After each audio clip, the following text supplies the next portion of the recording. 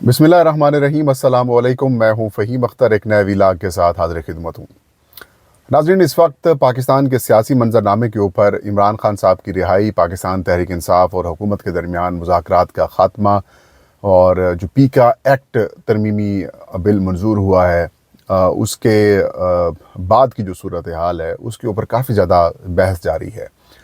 लेकिन एक ऐसा मामला है जिसको आप यूँ कह सकते हैं कि आइंदा आने वाले दिनों में ये एक इशू बन सकता है। ये एक मामला काफ़ी ज़्यादा तवज्जो तलब है।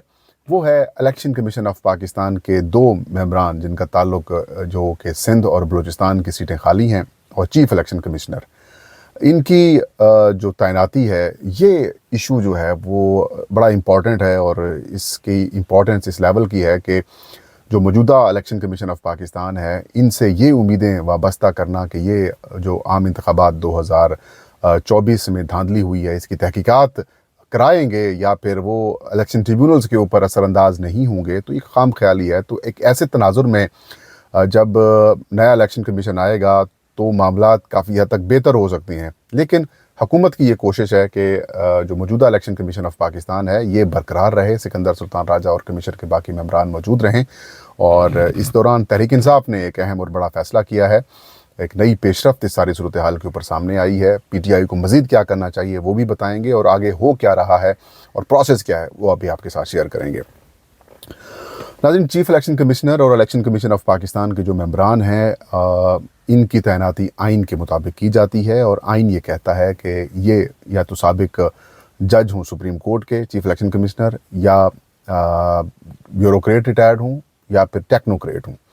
ये अहलियत इनकी है और इनकी उम्र कम अज़ कम 68 साल से कम हो, ज़्यादा ना हो। इलेक्शन कमीशन के जो बाकी मेंबरान हैं उनकी उम्र रखी गई है 65 साल, और उनके लिए कहा गया है कि वो हाई कोर्ट के रिटायर्ड जज हों, या ब्यूरोक्रेट रिटायर्ड हों, या फिर वो टेक्नोक्रेट हों। टेक्नोक्रेट के बारे में ये कहा जाता है कि उनका कम अज़ कम 20 साल का जो है वो एक्सपीरियंस हो, और उसकी जो अचीवमेंट्स हैं वो होनी चाहिए, और उनकी उम्र जैसे मैंने बताया कि वो 65 साल से कम होने चाहिए। अब जो मौजूदा सिचुएशन पैदा हो चुकी है, जो मौजूदा सूरत हाल है, ये पहले आइनी तरमीम की गई थी। पहले तो हाई कोर्ट के जजेस और सुप्रीम कोर्ट के जज ही आ सकते थे as a chief election commissioner और मेंबर।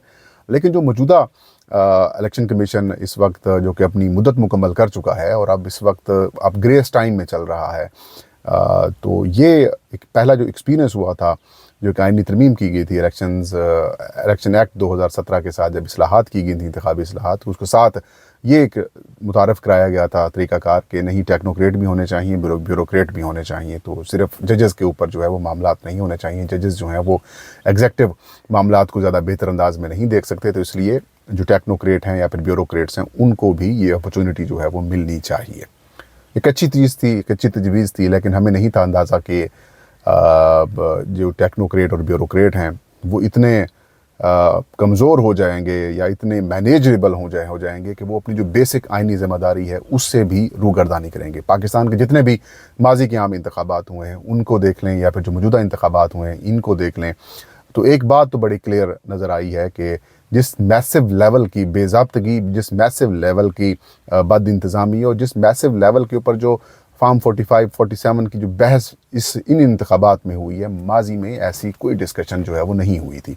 और इसका सीधा से बात यह है कि 80s में ज़ियाउल हक साहब के आई थिंक दौर के अंदर जो रिटर्निंग ऑफिसर्स थे, जो कि इलेक्शंस के अंदर बॉस होते हैं, जो मास्टर ऑफ द रोस्टर होता है या फिर मास्टर होता है उस हल्के का, वो रिटर्निंग ऑफिसर ही होता है कंसर्न। और हमेशा से जो रिटर्निंग ऑफिसर्स हैं 80s में ज़ियाउल हक के दौर के अंदर जो आप इसे कह सकते हैं कि जो एडमिनिस्ट्रेटिव ऑफिसर्स है उनको रिटर्निंग ऑफिसर लगाया गया था, और उसके बाद एडमिनिस्ट्रेटिव ऑफिसर्स जो हैं वो फिर 2024 में सिकंदर सुल्तान राजा के दौर में जो है वो लगाए गए।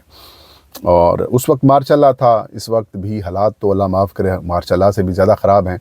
लेकिन इसकी आप यूँ कहते हैं कि जमहूरी अदवार में भी क्या, इवन के जो मुशर्रफ के दौर में भी इलेक्शन हुए उसके अंदर भी इस बात की दलील नहीं मिलती, और ना ही कोई ऐसी कोई नज़ीर मिलती है कि जो ऑफिसर्स हैं ब्यूरोक्रेसी के یا پھر جو انتظامی آفیسرز ہیں ان کو RO لگایا گیا ہو. ایک تو ان کا ایکسپیرینس نہیں ہوتا, پھر وہ پولیٹیکل لوگوں کے ساتھ کام کر رہے ہوتے ہیں, ان کی کسی نہ کسی کی الائنمنٹ ہو جاتی ہے. خیر, یہ ایک پہلا جو ڈیزاسٹر قسم کا ڈیسیجن تھا سکندر سلطان راجہ اور الیکشن کمیشن, جو کہ ایک جج ہیں, جج جسٹس اکرام اللہ صاحب, خیبر پختونخوا سے ان کا تعلق ہے, وہ بھی PTI سخت قسم کی مخالفت رکھتے ہیں. وہ ان کے علاوہ باقی سارے جو تھے یا تو بیوروکریٹ تھے یا پھر ٹیکنوکریٹ تھے. تو ان کی وجہ سے اب یہ ہوا کہ یہ انتخابات جو ہیں وہ انتہائی متنازع ہو گئے. فارم 45 47 بھی ہوا. ایک سیاسی جماعت کو جو ہے وہ ان کی انٹرا پارٹی انتخابات ایکسیپٹ کیے جا سکتے تھے, جرمانہ لگایا جا سکتا تھا. مطلب یہ کہ اگر آپ کہہ رہے ہیں فائن کر سکتے ہیں, لیکن اس کو انتخابی پروسیس سے باہر نہیں نکال سکتے. ان کا انتخابی نشان چھین لیا گیا, ان سے مخصوص نشستیں چھین لی گئیں, ڈسفرنچائز کر دیا گیا حلقوں کو, لوگوں کو, عوام کو. اور جن 1 کروڑ سے زیادہ یا 2 کروڑ سے زیادہ لوگوں نے ووٹ پاکستان تحریک انصاف کو دیے, ان کو ڈسفرنچائز کر دیا. تو یہ الیکشن کمیشن آف پاکستان جو یہ ہے, اس کے اوپر ساری زندگی یہ جو آپ اسے کہہ سکتے ہیں جو الزام ہے یہ موجود رہے گا. اور اس کے بعد جو جس طریقے سے الیکشن ٹریبیونلز آئین کے اندر ایک راستہ دیا گیا ہے کہ انتخابی معاملات کے اندر اگر کوئی عذرداری ہے وہ وہاں دائر کی جا سکتی ہے, اس کو بھی متنازع کرنے کی کوشش کی گئی, متنازع کیا گیا کمیشن کی جانب سے. تو وہ خدا کر کے ایک دن کاؤنٹ کیا پاکستانی عوام نے, جو پاکستان کی جمہوریت کے ساتھ جو تھوڑا سا دلچسپی رکھتے ہیں, جو پاکستان کے سیاسی معاملات کے اندر جو لوگ دلچسپی رکھتے ہیں, انہوں نے ایک دن کر کے کاؤنٹ کیا کہ آج نہیں تو کل, کل نہیں تو پرسوں, پرسوں نہیں تو پھر مطلب یہ بندے جو ہیں وہ شفٹ ہو جائیں گے, یہ چلے جائیں گے. لیکن جو ہمارے موجودہ حکمران ہیں انہوں نے کہا کہ نہیں, ایسا نہیں ہو سکتا. انہوں نے ہمارے لیے بہت سارا کام کیا, انہوں نے ہمارے لیے اتنا زیادہ سروسز فراہم کی ہیں الیکشن کمیشن نے, تو ہم ان کو کیسے جانے دیں گے. جو 26ویں آئینی ترمیم کر کے ان کے جانے کا راستہ پہلے روکنے کی کوشش کی گئی کہ قرارداد کے ذریعے ان کو مزید ایکسٹینشن کی جا سکتی ہے, لیکن بعد میں یہ کہا گیا کہ جب تک نئے ممبران تعینات نہیں ہوتے تب تک یہ لوگ جو ہیں وہ کام کرتے رہیں گے. تو اس وجہ سے یہ ابھی تک اپنے عہدوں کے اوپر بیٹھے ہوئے ہیں. Sikandar Sultan Raja as a chief election commissioner, Nisar Durrani as a member Sindh, اور Shah Muhammad Jatoi as a member Balochistan. تو اب ان کے جگہ کے اوپر نئے ممبران کی تعیناتی کے لیے جو پروسیس ہے وہ بڑا سمپل اور سادہ ہے. وہ وزیر اعظم پہلے اپوزیشن لیڈر کے ساتھ مشاورت کریں گے, ہر پوسٹ کے لیے مشاورت ہوگی.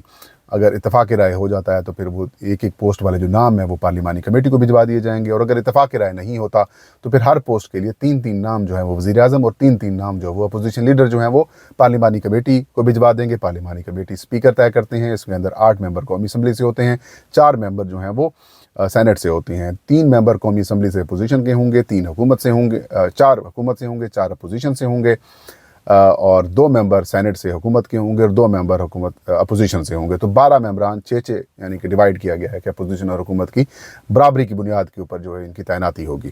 تو ابھی تک نہ تو پارلیمانی کمیٹی بنائی گئی ہے, اور نہ ہی وزیر اعظم شہباز شریف نے کوئی پروسیس شروع کیا ہے, اور نہ ہی وزارت پارلیمانی امور نے اس کا کوئی پروسیس جو ہے وہ شروع کیا ہے. لیکن تحریک انصاف کی جانب سے از خود اقدامات لینا شروع کر دیے گئے ہیں. پہلے پاکستان تحریک انصاف کے دونوں سینٹ اور قومی اسمبلی کے جو اپوزیشن لیڈرز ہیں انہوں نے اسپیکر کو خط لکھا, انہوں نے چیئرمین سینٹ کو خط لکھا, اور یہ کہا کہ پارلیمانی کمیٹی جو ہے وہ تشکیل دی جائے, پارلیمانی کمیٹی بنائی جائے تاکہ یہ پروسیس جو ہے وہ شروع کیا جا سکے. اب 6ٹھا دن گزرنے والا ہے, لیکن ابھی تک نہ تو پارلیمانی کمیٹی بنائی گئی ہے, اور نہ ہی اسپیکر نے کوئی اس طرح کا پروسیس جو ہے وہ شروع کیا ہے, اور نہ ہی وزارت پارلیمانی اور وزیر اعظم نے اپوزیشن لیڈر کے ساتھ رابطہ کر کے مشاورت کی کوشش کی ہے. اب جو دوسرا مرحلہ ہے وہ پاکستان تحریک انصاف نے انٹرنلی جو مشاورت کا سلسلہ ہے وہ شروع کر دیا ہے. میری کل چیئرمین پاکستان تحریک انصاف بیرسٹر گور صاحب سے بات ہوئی, انہوں نے کہا کہ ہم نے انٹرنلی پروسیس جو ہے وہ شروع کر دیا ہے, نامزدگیاں ہم مانگ رہے ہیں پارٹی سے بھی, اور جو سوٹیبل نام ہے وہ ہم چیف الیکشن کمشنر اور دونوں صوبوں کے ممبران کے طور کے اوپر جو ہے وہ طے کریں گے. تحریک انصاف نے یہ بھی فیصلہ کیا ہے کہ وہ مولانا فضل الرحمان اور جو دیگر اپوزیشن کی جماعتیں ہیں ان کے ساتھ بھی مشاورت کریں گے, اور ان کی طرف سے بھی ان پٹ لینے کے بعد حتمی فیصلہ جو ہے وہ کریں گے, اور پھر اس کی اپروول جو ہے وہ عمران خان صاحب جو ہے وہ دیں گے. اس کے ساتھ ساتھ مولانا فضل الرحمان سے مشاورت اس لیے بھی بہت ضروری ہے کیونکہ جو پارلیمانی کمیٹی بنائی جائے گی اس میں 5 لوگ پاکستان تحریک انصاف کی طرف سے آئیں گے, اور ایک جو نام ہوگا وہ ایک جو شخص ہوگا جو ممبر ہوگا وہ جمعیت علماء اسلام کا ہوگا. تو اس لیے اگر حکومت نے مولانا فضل الرحمان کے ساتھ رابطہ کر لیا تو پھر حکومت اپنے 7-5 کے ساتھ فیصلہ کر کے اپنے ممبرز اور چیف الیکشن کمشنر تعینات کر سکتی ہے. ایسی صورتحال کے اندر اگر مولانا فضل الرحمان کو لوپ میں رکھا جائے گا, JUI کو لوپ میں رکھا جائے گا, تو پھر ڈیسیژن نہیں ہو سکے گا, یا پھر ایک کوشش کی جائے گی کہ حکومت کے کسی ایک ممبر کے ساتھ ملا کر ان کے ساتھ معاملات کیے جائے. لیکن یہ ضروری ہے, یہ بہت ضروری ہے, اس کو کرنا بہت ضروری ہے.